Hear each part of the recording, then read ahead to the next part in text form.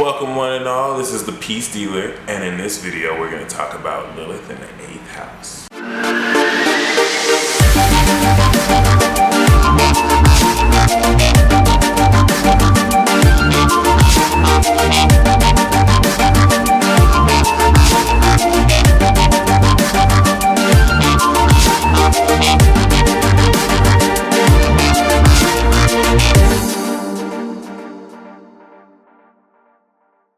So when Lilith enters the 8th house, and this is in someone's natal chart, it gives someone a deep obsession over sex and sexual intimacy. It's actually very hard for these people to control their desires and urges for sex. If it's in a sign like Aries or Sagittarius, if it's in an earth or water sign, they can work a little bit better than the obsession. Please don't be a Lilith in the 8th house that tries to suppress this too. Maybe some people with this position have grown up with the conditioning that their desires are bad. It's hard for these people not to grow up with that conditioning, although in this new age it will be more nurtured. But people with this position end up attracting those who take that desire for their advantage, and they could be taken advantage of because it's not desperation, but just that desire emanates from them and it attracts the people who can fulfill that. It's just they may not be the ones to want to. But either way, there's also an intense obsession with the occult, and now this happens on an occult level.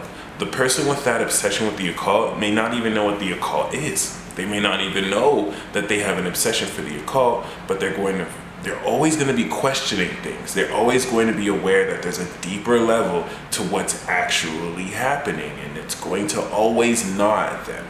The reason for this is because people with Lilith in the 8th house are masters of the occult, all right? But this isn't like having your Pluto or Mercury or Sun here, which gives you the direct power. This allows Lilith to work through your vessel for occult purposes, all right? And occult purposes I'm purposefully leaving vague because the name occult means hidden. I can't just give light to this or it goes counterintuitive. But to be a little bit more specific, astrological arts is more 11th house astrology.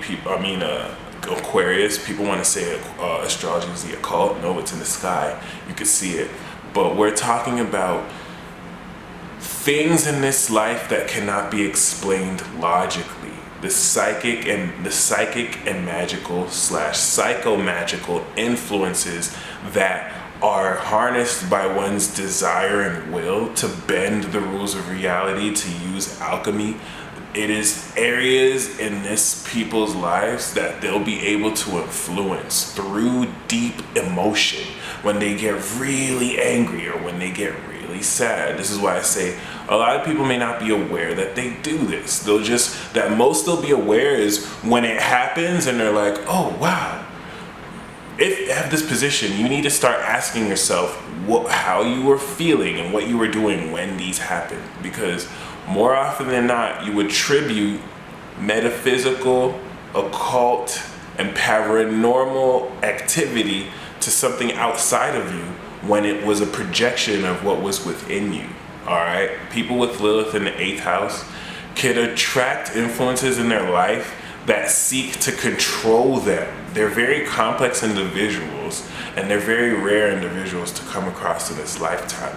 But at the same time, there's just this feeling of control that attracts control freaks into your life. And if you don't harness that energy well enough, you yourself could be obsessed with power and control because you feel like you need that power to gain the right control over your life. And this is actually coming from a soul level rejection of power in an early age to where you feel you need more of it so that doesn't happen again.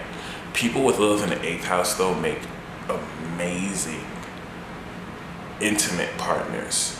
Sexual partners sometimes, because they can be a little bit unstable. Again, if this isn't a stable sign, this makes this great. But they're very amazing partners because they can just cut straight through the pretense. from the way they talk and the way they interact with you. They know how to beeline straight to your heart and start to get inside your walls and really start to push those buttons that is going to expose things. Another thing about Lilith in the 8th house people is they end up finding out about scandals. They attract this a lot. So whereas a Lilith in the 7th or Sagittarius may attract infidelity because it's meant to tempt them and test how much integrity they have, a Lilith in the 8th house is going to attract infidelity because their energy can expose the scandal. They attract the scandalous nature of it instead of the testing, tempting part. And usually they're the ones that are going to be the ones testing or instigating it, because people with Lilith in the 8th house have extreme issues with jealousy and territorialness and just trust. It's not that these people are insanely jealous. Seriously, someone with a Lilith in the 8th knows their shit. They know they can turn heads. They know they're sexy. It's just, there's this extreme vindictiveness. Once they can't for the life of them feel that they're getting betrayed or ruin them. Some of them it's a pride issue, some it's just a deep trust issue, so they're usually going to test the partner they have mercilessly for life. Like they're going to always put them in situations like create false profiles, get their friend to hit on them, that type of stuff, just to test the trust, because Lilith and 8th people know that few people are truly trustworthy. And they don't want their time wasted, but they don't want to feel that they opened this side up to someone for it to be broken. Because more so than Lilith and Scorpio, they will kill your ass. I'm sorry, like they will kill you. They will want you dead. And this is where I say this Lilith is hard to control, because it goes beyond just the person having the position. That person may finally accept that they're gonna let go, but the Lilith that's in their energetic makeup will want revenge. They will want to kill the person, and they have to hold back. I saw this wonderful meme on Facebook where it's like they showed Scorpio, they showed Cancer, they showed a few more zodiac signs, and they were crying. And it's like that moment when the person thinks you're crying because they hurt you, but the real reason they're crying is because they're holding back trying to kill you. That's Lilith in the 8th. Alright, Lilith in the 8th can't kill someone because they don't want to catch a murder charge. Lilith and Scorpio will use the Scorpio energy to get away with it. But Lilith in the 8th may just want to kill you, and they have to hold back that urge because there's just this obsession with death that Lilith in the 8th has. The transformation quality of it, the fact that people live and die, the fact that there's an ebb and flow. These people will, throughout this lifetime, master that and learn about that. But when they're able to not control their anger, it could be tough. But yeah, that's a little bit about Lilith in the 8th. They're highly seductive, and they don't have to try. It just comes out of their energy makeup. They're always going to attract chaos and situations that influence them to transform and emerge victorious from the chaos. Another thing to add before I close, Lilith in the 8th house will always have conflicts. Well, not always, but there's usually going to be conflict when it comes to shared resources. That's why they're always big on trust.